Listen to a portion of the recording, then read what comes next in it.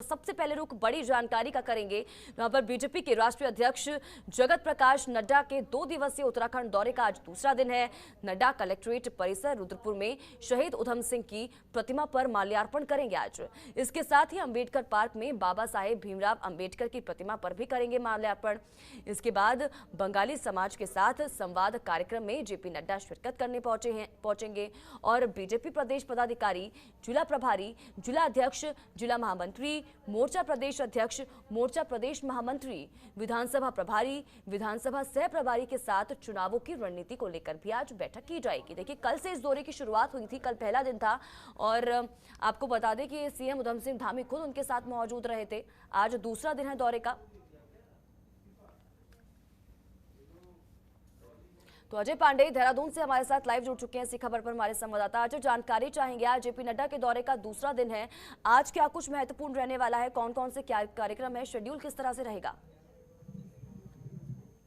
देखिए स्वाति, अब से थोड़ी देर बाद जेपी नड्डा शहीद उधम सिंह के स्मारक पर जाएंगे, उनकी प्रतिमा का पर माल्यार्पण करेंगे। उसके बाद वो बाबा भीमराव अंबेडकर की प्रतिमा पर भी माल्यार्पण करेंगे। और क्योंकि कचहरी परिसर में जो बाबा भीमराव अंबेडकर की जो प्रतिमा है वहां पर वो जाने वाले हैं और उनकी भी प्रतिमा पर माल्यार्पण करेंगे। कुल मिलाकर के जो जेपी नड्डा है उनका कार्यक्रम आज भी काफी बिजी है। और उसके बाद वो बंगाली समुदाय के लोगों के साथ बातचीत करेंगे। चूंकि उधम सिंह नगर जिले में 9 विधानसभा सीटें हैं और 9 विधानसभा सीटों में अधिकांश सीटें बंगाली समुदाय प्रभावित करती हैं, उनका अच्छा खासा वोट बैंक है। और ऐसे में जेपी नड्डा चाहते हैं कि वो बंगाली समुदाय के साथ बातचीत करें और उनको बीजेपी के पक्ष में करने की कोशिश करें, ताकि जो चुनाव के दौरान बीजेपी के पक्ष में अधिक से अधिक मतदान हो सके। इसके बाद जेपी नड्डा बीजेपी के तमाम अनुसांगिक संगठन हैं, उनके अध्यक्ष हैं, महामंत्री हैं और तमाम पदाधिकारी हैं, उनके साथ बैठक करेंगे।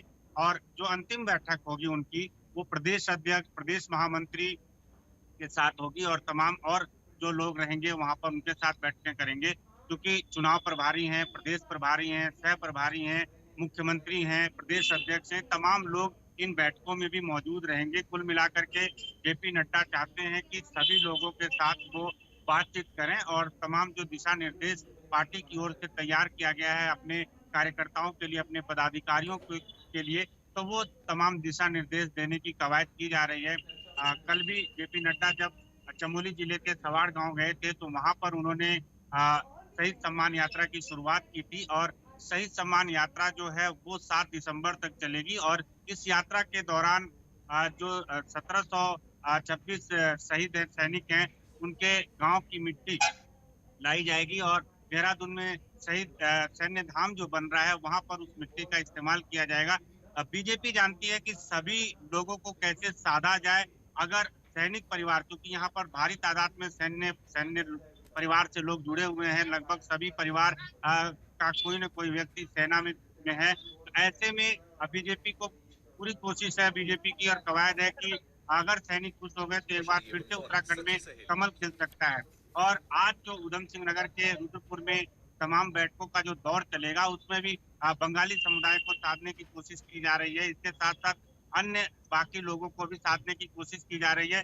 और बीजेपी अपने पूरी रणनीति के तहत काम करना चाहती है ताकि 2022 के विधानसभा चुनाव में कहीं से कोई कोर कसर न रहने पाए। आप समझ सकती हैं स्वाति की सबसे महत्वपूर्ण और बड़ी बात यह है कि राष्ट्रीय अध्यक्ष हैं जेपी नड्डा और अपने पार्टी के जो बूथ स्तर के कार्यकर्ता हैं, जो शक्ति केंद्र के कार्यकर्ता हैं, जो जिले स्तर के कार्यकर्ता हैं, उनके साथ भी वो बैठक कर रहे हैं।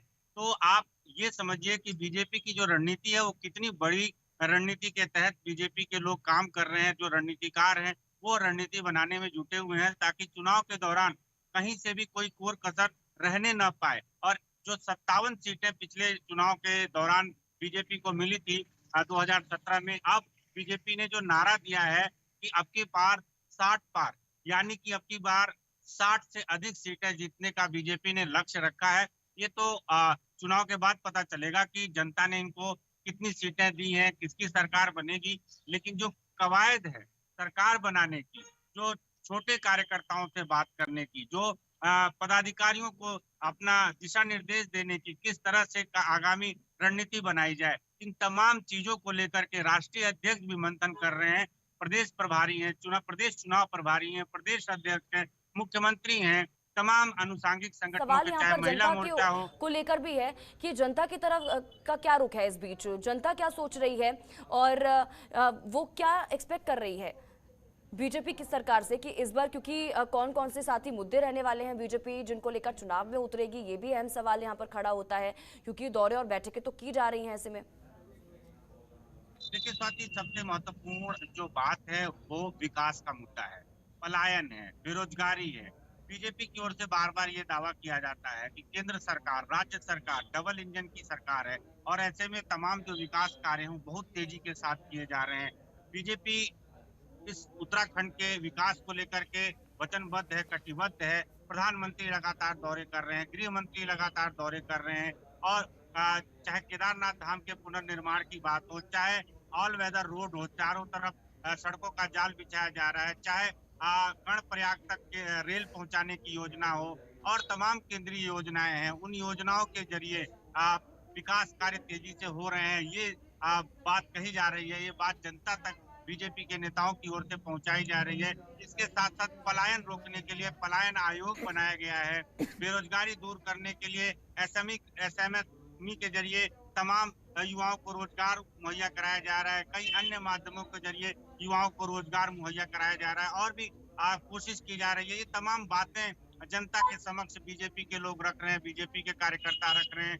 केंद्र सरकार की जो उपलब्धियां हैं, राज्य सरकार की जो उपलब्धियां हैं, उन तमाम उपलब्धियों को रखा जा रहा है।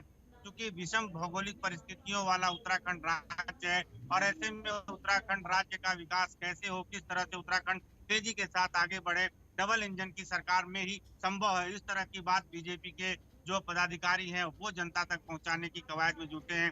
तो कुल मिलाकर के जो तमाम ऐसे मुद्दे हैं जिन मुद्दों को छूने की, टच करने की बात बीजेपी ने कही है और इन मुद्दों को लेकर के बीजेपी जनता के बीच जा रही है। अपने 4.5 साल के 5 साल के विकास कार्यों का, अपनी उपलब्धियों का बीजेपी के कार्यकर्ता बखान कर रहे हैं और इसी रणनीति आगामी 15 दिसंबर तक के कार्यक्रम पहले से ही तय कर लिए गए हैं और ये कहा जा रहा है कि संभवतः प्रधानमंत्री नरेंद्र मोदी, गृह मंत्री अमित शाह और बीजेपी के और वरिष्ठ कई नेताओं के कार्यक्रम भी जल्दी तय कर लिए जाएंगे, लगभग फाइनल है और उनके कार्यक्रमों का अंतिम शेड्यूल तैयार किया जा रहा है। प्रधानमंत्री भी नवंबर के अंतिम सप्ताह में आने वाले हैं, गृह मंत्री भी अंतिम सप्ताह में आने वाले हैं, कई जगह जनसभाओं का कार्यक्रम है। यानी कुल मिलाकर के बीजेपी अपने स्तर से कहीं कोर कसर नहीं छोड़ना चाहती और 60 पार का जो नारा है उसी बुलंद नारे के साथ बीजेपी के जो कार्यकर्ता हैं वो काम कर रहे हैं। बिल्कुल अजय,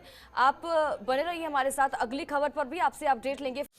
खबरों के निष्पक्ष विश्लेषण के लिए सब्सक्राइब करें Janatantra TV and press the bell icon. Never miss any update.